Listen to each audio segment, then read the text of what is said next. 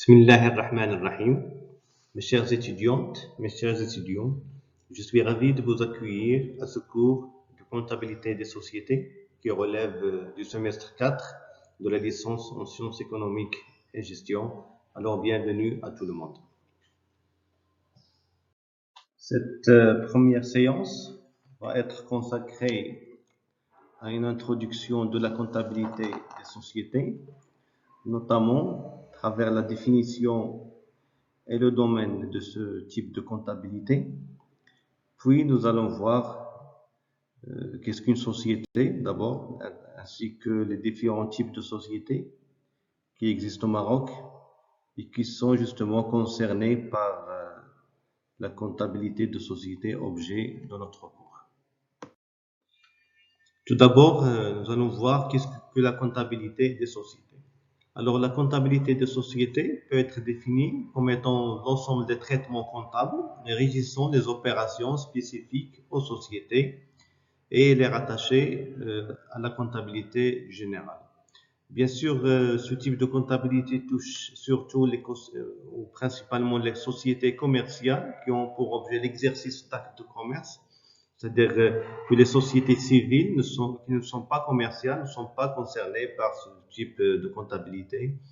Et la comptabilité des sociétés est la traduction d'un ensemble des règles qui trouvent leurs origines dans le droit commercial et le droit fiscal. Alors, quels sont les domaines de la comptabilité des sociétés? Nous allons voir dans ce cours principalement 4 domaines ou 4 chapitres. Nous allons commencer avec la constitution des sociétés, c'est-à-dire le traitement comptable des opérations de constitution des sociétés, soit des sociétés de personnes ou des sociétés de capitaux. Puis le fonctionnement des sociétés, à travers 2 sections, la rémunération des dirigeants et associés, et l'imposition et l'affectation des résultats. En troisième lieu, nous allons voir la modification du capital. Il y a 2 cas, soit l'augmentation du capital ou la réduction et amortissement du capital, pour finir avec un chapitre sur la dissolution des sociétés, notamment la procédure de liquidation et la comptabilisation de cette dernière. Alors, avant de débuter le premier chapitre, qui sera consacré à la constitution de la société, il est nécessaire de revenir sur certaines notions pour les clarifier, notamment qu'est-ce qu'une société, quelles sont les composantes d'un contrat de société, également les différents types de sociétés qui existent au Maroc. Une société peut être définie comme étant un contrat par lequel 2 ou plusieurs personnes mettent en commun leurs biens ou leur travail, ou tous les 2 à la fois, en vue de partager le bénéfice qui en résulte. C'est la définition de DOC. Il est à noter que un type de société, notamment la société à responsabilité limitée, la SARL, peut être créée par un associé unique.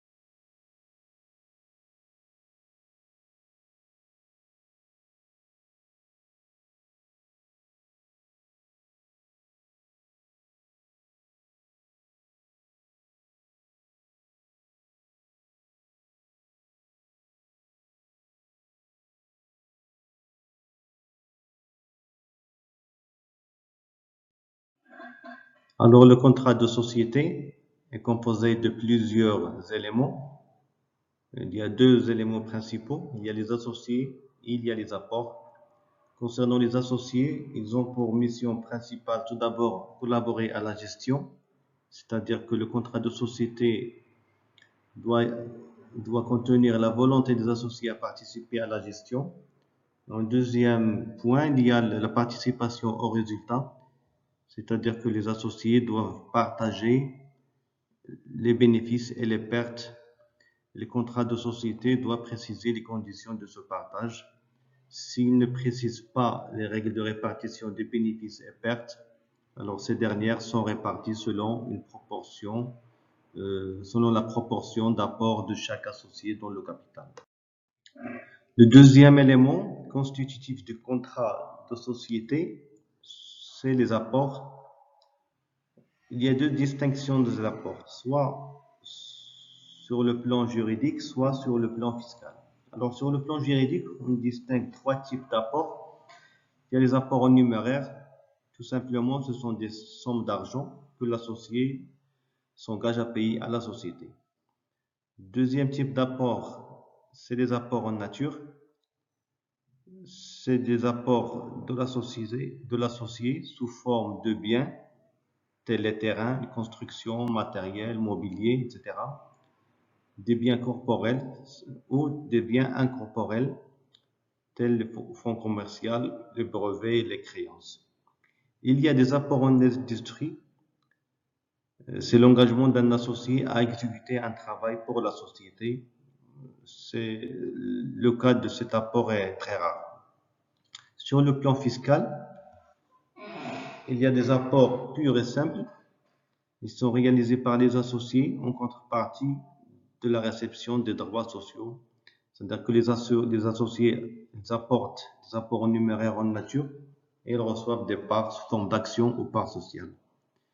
Il y a des apports à titre onéreux. Alors, ce sont des apports effectués par la société et qui sont grevés de dettes que la société s'engage à prendre en charge. Alors, les associés, lorsqu'ils apportent leurs apports, on trouve des dettes dans leurs apports, par exemple des dettes envers des fournisseurs que la société s'engage à payer. Il y a des apports mixtes qui sont des apports dont une partie est à titre pur et simple et une partie à titre onéreux.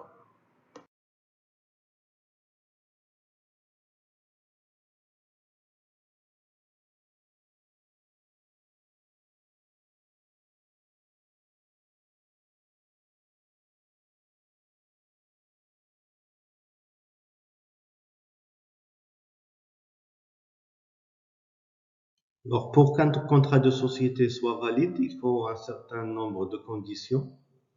Tout d'abord, des conditions de fond, c'est la capacité, c'est-à-dire l'aptitude d'une personne à participer à la vie juridique de la société et d'avoir des droits et assumer des obligations. Par exemple, un mineur ne peut pas faire partie d'une société ou être actionnaire ou associé au sein d'une société jusqu'à sa majorité.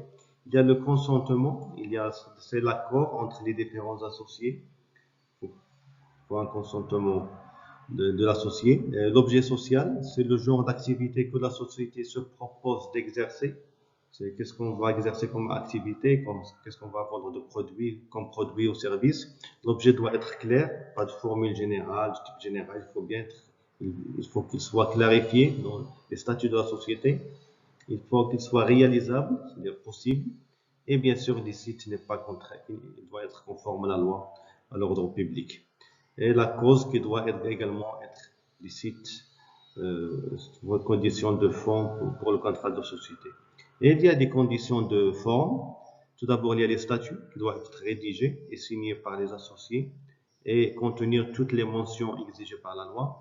Et il y a l'immatriculation au registre de commerce conformément à l'article 37 du Code de commerce. Donc, au Maroc, nous avons plusieurs types de sociétés. On distingue entre deux groupes. Il y a les sociétés de personnes. On trouve les sociétés en nom collectif, sociétés en commandite simple et sociétés de participation.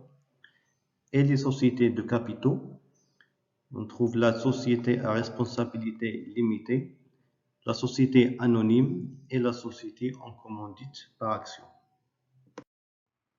Alors, ces différents types de sociétés, nous allons faire la distinction entre eux selon plusieurs éléments. Alors, selon le capital, à l'exception faite de la société anonyme, toutes les autres sociétés, leur capital est librement fixé par les statuts. Concernant la société anonyme, le capital est fixé à 300 000 dirhams si elle ne fait pas d'appel public à l'épargne. Et il est fixé à 3 millions de dirhams si elle fait appel public à l'épargne. Alors, les droits des associés, ce qu'on appelle les droits sociaux, on les appelle les parts sociales dans les sociétés en nom collectif, sociétés en commandite simple et la SARL. On les appelle des actions dans la société anonyme et la société en commandite par action. Pour le nombre d'associés, il est fixé un minimum de 2 personnes pour la société non collective, un minimum de 2 personnes également dans la société en commandite simple. Alors, ces 2 personnes, il faut qu'il y ait un commandité, puis un ou plusieurs commanditaires. Pour la SARL, on a dit qu'il suffit d'un minimum d'une personne pour la constituer, avec un maximum de 50 personnes. La société anonyme exige un minimum de 5 actionnaires et la société commandite par action exige un minimum de 4, un commandité et 3 commanditaires. Alors, le statut de ces associés diffère d'une société à l'autre. Pour la société en non collectif, ils sont considérés comme des commerçants. Pour la société en commandite simple, le commandité est considéré comme un commerçant et le commanditaire comme non commerçant. Pour la SARL et l'ASA, ils sont considérés comme des non-commerçants. Enfin, pour la société commandite par action, le commandité est considéré comme un commerçant et les commanditaires considérés comme des non-commerçants. D'autres éléments qui caractérisent les sociétés, c'est la responsabilité des associés. Alors, pour la société non collective, il est indéfini et solidaire, c'est-à-dire ne se limite pas aux apports des associés. Alors, pour la société à responsabilité limitée et la société anonyme, il est limité au montant de l'apport. Enfin, pour les sociétés en commandite simple et sociétés en commandite par action, il est indéfini et solidaire pour le commandité et il est illimité au montant de l'apport pour les commanditaires. Les différentes sociétés sont gérées par des organes de gestion, à l'exception de la société anonyme. Toutes les sociétés nomment un ou plusieurs gérants. Alors, pour la société anonyme, il faut un conseil d'administration ou un directoire et conseil de surveillance. Alors, les organes de contrôle, ce qu'on appelle les commissaires aux comptes, ils sont obligatoires dans le cas de la société anonyme, quel que soit le montant du chiffre d'affaires. Alors, pour les autres sociétés, notamment la société non collective, la société commandite simple et la SARL, il n'est obligatoire que si le chiffre d'affaires dépasse les 50 millions de dirhams.